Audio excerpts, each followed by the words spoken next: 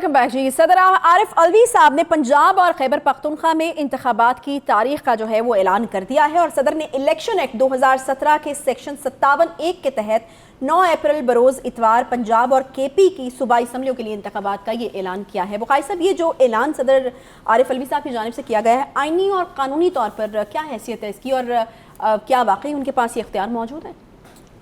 देखें, ना ही तो उनके पास आइनी जवाज़ है इसका और ना ही कोई कानूनी जवाज़ है, हत्ता कि अखलाकी जवाज़ भी नहीं है। अच्छा, ये मुझे लग रहा है आरिफ अलवी साहब के पास चूँकि कोई काम वाम होता तो नहीं है सिवाय मोहरें लगाने के, जो इमरान खान साहब कह देते हैं वो बस सिर्फ बैठ कर ईवान सदर में मोहरें लगाते हैं, उसके ऊपर और कोई काम नहीं है उनके पास। तो वो फिर इस तरह की दरफुंतरियाँ तख्लीक करते रहते हैं और या ऐसे एक्ट करते हैं जिसके ऊपर उनकी पकड़ बहुत देर पहले हो जानी चाहिए थी। जिस तरीके से नेशनल असम्बली को प्राइम मिनिस्टर की तजवीज़ पर 3 मिनट में डिज़ोल्व कर दिया गया, ये मेरे ख्याल से मेरी तमाम तर विजडम के तहत it is an act of high treason. आप समझती ना हाई ट्रीजन क्या होता है, आइन को तोड़ने का क्या इलाज होता है। लेकिन चूंकि किसी ने नहीं पूछा, लिहाजा उनका ख्याल ये है कि जो मर्जी करो, कोई पूछने वाला है ही नहीं। आर्टिकल 57 एक वाहद प्रोविजन है जिसके तहत वो इलेक्शन की डेट दे सकते हैं। अच्छा, लेकिन इलेक्शन कमीशन की मुशावरत के साथ। अगर इलेक्शन कमीशन उस प्रोसेस का हिस्सा नहीं है, अच्छा, तो आपके पास कोई इलीगल और आईनी राइट नहीं है कि आप डेट दे दें। लेकिन वो तो ये जवाब देंगे ना कि हमारी तरफ से बुलाया गया था लेकिन वहां से फिर शिरकत नहीं की। उन्होंने उसके जवाब में लिखा कि पहले आप अपने केसेस तो तय करवा लें जो कोर्टों में लेके गए हैं आप इलेक्शन के हवाले से। 3 अदालतों में आपके केसेस हैं। How can you give date और how can you ask us to come and consult you? उसका कोई जवाब दिया किसी ने? सही है। तो मेरा मतलब कहने का ये है, आरिफ अलवी साहब को ये बात मालूम होनी चाहिए, उनको अपने लोगों को कंसल्ट करना चाहिए, उनको रेलेवेंट लोगों से राय लेनी चाहिए कि क्या आप ये काम कर सकते हैं कि नहीं कर सकते हैं। हर 2 मिनट के बाद तो आप भागते हैं ज़मान पार्क एडवाइस लेने के लिए। आपको अभी तक यही यकीन नहीं आया कि आप पीटीआई के सदर नहीं हैं, ये पार्टी की सदारत नहीं है, ये मुल्क की सदारत है। आपको नॉन पार्टीजन होना है, आप पार्टी का साथ नहीं दे सकते। लेकिन वो उनको चूंकि कोई पूछने वाला नहीं है, इसलिए वो जो दिल में आ रहा है वो करते जा रहे हैं। बड़ा सख्त किस्म का रिएक्शन हम देख रहे हैं बुखारी साहब। उधर वज़ीर दाखिला साहब ने भी, वज़ीर इत्तलात ने भी आकर कहा है, वज़ीर दाखिला साहब ने कहा है कि ये आइन शिकनी अगर करेंगे तो फिर आर्टिकल 6 लगेगा इनके ऊपर। नहीं, उन्होंने एक बहुत खूबसूरत बात और कही, वो मेरे मुंह से पता नहीं क्या से क्या निकल रहा था, आ बैल मुझे मार। तो वो आ बैल मुझे मार वाली बात तो बिल्कुल ठीक है कि एक ऐसी हरकत आप करें कि आपके खिलाफ इनिशिएट किया जाए लीगल एक्शन। और दूसरी बात मरियम औरंगजेब ने कही कि अगर आप ऐसे ही फैसले करेंगे और आइन को इसी तरह ठोकर मारते रहेंगे तो सदर नहीं रहेंगे। सही। दूसरी तरफ हम देखते हैं कि सदर का इकदाम आइन तोड़ने के मुतरद्दिफ है, सदर को अपने ओहदे का पास करना चाहिए, ये ख्वाजा आसिफ साहब कह रहे हैं।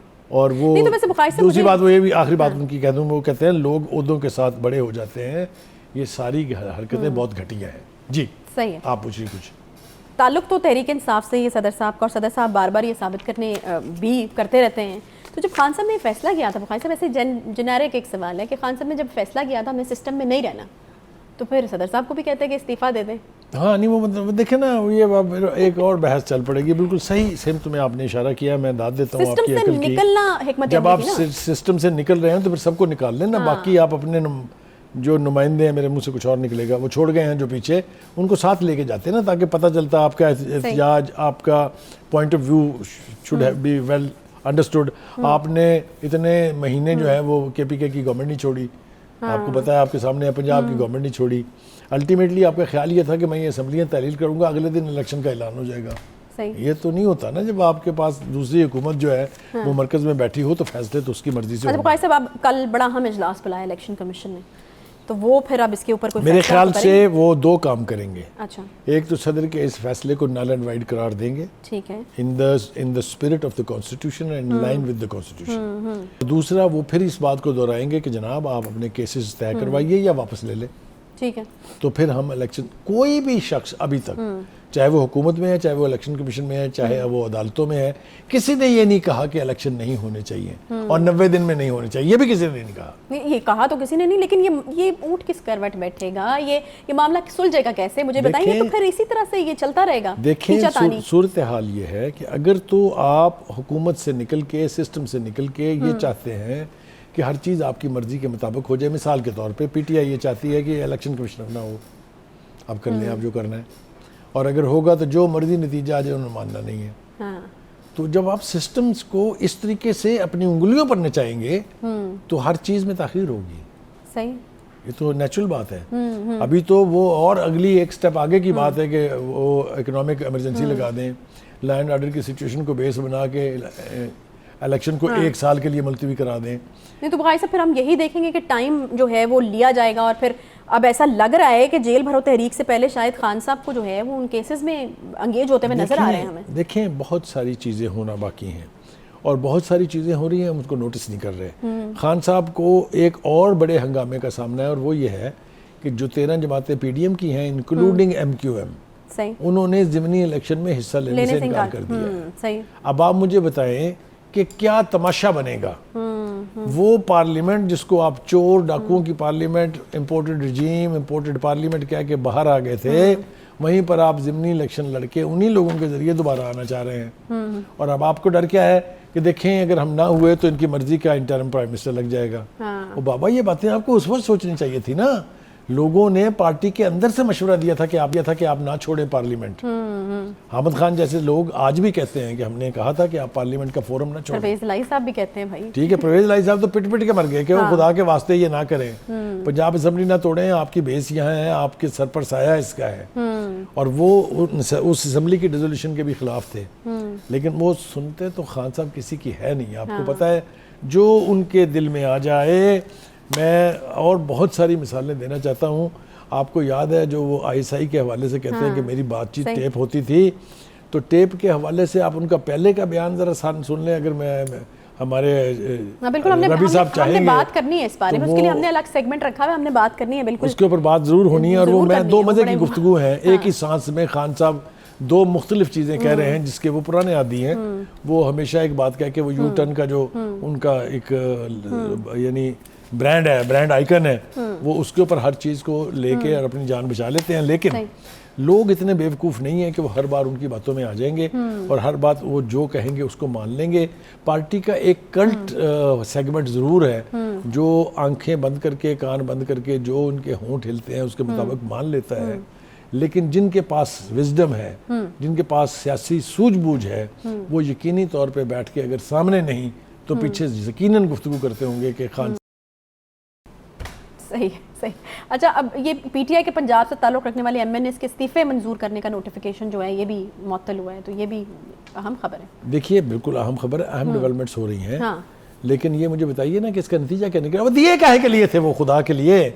मेरी तो छेड़ बन गई है ये यार। मुझे आप बताएं, इस्तीफे वापस लेने के लिए दिए जाते हैं? बस इस्तीफे तो गैरतमंद लोग देते हैं जिनका ख्याल ही होता है कि इसमें बैठ के गुजारा नहीं हो सकता, ये कानूनी नहीं है, ये लीगल नहीं है, ये आईनी नहीं है। वो शर्म करो खुदा के वास्ते। या आपका इस्तीफे देने का एक्ट गलत था या आपका वापस लेने का एक्ट गलत है। मुझे बताएं तो सही, क्या तबसरा करें आप? मुझे बताइए। चलिए, आप सलीम बुखारी हैं, बताएं क्या कहेंगी? बुखारी साहब, मैं शायद ये तज्जिया कर सकती हूँ कि वो खान साहब को ऐसे ही ख्याल आया तो उन्होंने फैसला ले लिया, तो फिर सबको जो है वो उनके पीछे उनकी हाँ में हाँ मिलानी पड़ी। उसके बाद फिर खान साहब ने यूटर्न ले लिया, तो फिर ये भुगतना भी तो पड़ेगा ना। देखें, जिस कॉन्स्टिट्यूएंसी को आप अब्यूज कर रहे हैं, जिसके वोटर की आप तौहीन कर रहे हैं, आप अगली दफा इलेक्शन में जाएंगे उनके पास लागे जाएंगे पते। ये मेरी बात लिख लीजिए, मैंने कही है ये। खान साहब तो बड़े दावे से कहते हैं कि भाई मैं उन जगहों से भी मतलब मैंने इतनी इलेक्शन में सीटें जीती हैं, तो लोगों को पता था कि मैंने पार्लियामेंट में नहीं जाना, लेकिन उसके बावजूद उन्होंने मुझे वोट दिया है। सदके जमा खान साहब, ਤੁਹਾਡੇ 2018 में इलेक्शन किसने आपको जितवाया था, कैसे जितवाया था? ये अब ज़बाने ज़दे आम है। ये मैं ज़िमनी इंतखाब की बात कर रही हूँ। जब खान साहब 7 जगहों से खड़े, उन्होंने कहा कि लोगों को पता था कि मैंने नहीं जाना पार्लियामेंट में, लेकिन उसके बावजूद उन्होंने जितवाया। तो ये वो कहते हैं ना, you can fool a person once, You cannot fool anybody for all the time. तो आप कह रहे हैं कि आगे खान साहब का चांस खत्म है, अब लोग मैंने ये नहीं कहा, लेकिन मैंने ये जरूर कहा है कि जब आप उनके पास जाओगे तो लग पते जानेंगे। वो सवाल पूछेंगे ना आपसे कि आपने पिछली दफा मेरे वोट के साथ किया क्या। और ये होता है, ये सजा भुगती है इमरान खान, अपने नवाज शरीफ ने ये सजा भुगती है, आसिफ अली जरदारी ने ये सजा भुगती थी, बेनजीर भुट्टो ने पंजाब में से कैसे एलिमिनेट हो गई पीपल्स पार्टी। अच्छा। जो उसका गढ़ था, 3 मरतबा हुकूमत उनकी बनी, तीनों दफा उन्होंने पंजाब में तारीख मौजूद है। एब्सोल्युटली, तीनों दफा उन्होंने पंजाब में बेहतर परफॉर्म किया था, ज्यादा सीटें ली थी, तो तब वजारत उज़्मा हासिल हुई थी। तो कहने का मतलब ये है कि वोटर को अंडर एस्टिमेट कभी ना करें। वोटर बड़ी जालिम चीज का नाम है। हाँ, सही है। अच्छा, ये और बड़े इंटरेस्टिंग जो हैं वो एक का तो आपने जिक्र कर दिया था, राना साहब ने ये भी कहा है कि इलेक्शन की तारीख देने से सदर का कोई लेना देना नहीं होता, खामखा टांग ना अड़ाएं, और फिर वज़ीर दाखिला के ईवान सदर को ब्लैकमेलिंग का अड्डा ना बनाएं। तो ये बड़े इंपॉर्टेंट कमेंट्स थे, मैंने कहा कि इस पे भी मैं आपकी राय मैंने कुछ तो इसमें से अर्ज कर दिए थे, कुछ आपने अच्छा किया कि बता दिए हैं। अब आप मुझे बताइए, जब आपके इस किस्म के एक्शन पर इस तरह के रिएक्शंस आएंगे, इस तरह के तबसरे आएंगे, तो जो प्रो पीटीआई नहीं है उन पर क्या असर पड़ेगा, और जो बाहर बैठ के मॉनिटर कर रहे हैं पाकिस्तान की सिचुएशन को, उनके वो क्या राय कायम करेंगे। और एक और चीज़ बुखारी से मेरे ख्याल में एक जो डेजिग्नेशन या रुतबा होता है उसका अपना तकद्दुस भी होता है ना। आप सदर मुमलिकत के बारे में अगर इस तरह के बयानात आ रहे हैं तो वो भी मेरे ख्याल में पामाल। मेरे ख्याल से इसका तकाजा ये है कि सदर मुमलिकत ये सोचे बैठ के, व्हाट वाज द चॉइस?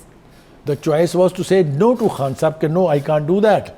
तो खान साहब तो फिर उनको कहें जी आप अल्लाह हाफिज़, फिक्र न करें, उनके साथ होना यही है, होना यही अच्छा, है। इसलिए कि खान साहब उनकी एक दो हरकतों से नाराज हैं। अच्छा, उन्होंने कहा था किसी से उन्होंने समझदारी की बातें कुछ समझाने की कोशिश की थी, थोड़ा बहुत जो है वो विजडम प्रिवेल की, लेकिन अल्टीमेटली वो विक्टिम है खान साहब की विम्स के, उनके मूड स्विंग्स के, तो इसकी फिर अपनी सजा तो होती है। सही, चलें एक छोटा सा ब्रेक ले लेते हैं, ब्रेक के बाद वापस आते हैं। ऑडियो वीडियो लीक्स के मामले पर बात करनी है। खान साहब जो हैं वो काफ़ी कंसर्न है इसको लेकर, सुप्रीम कोर्ट के तमाम जजेस को उन्होंने खत लिखे हैं, इस पर बात करेंगे एक छोटे से ब्रेक के बाद। साथ रहिए।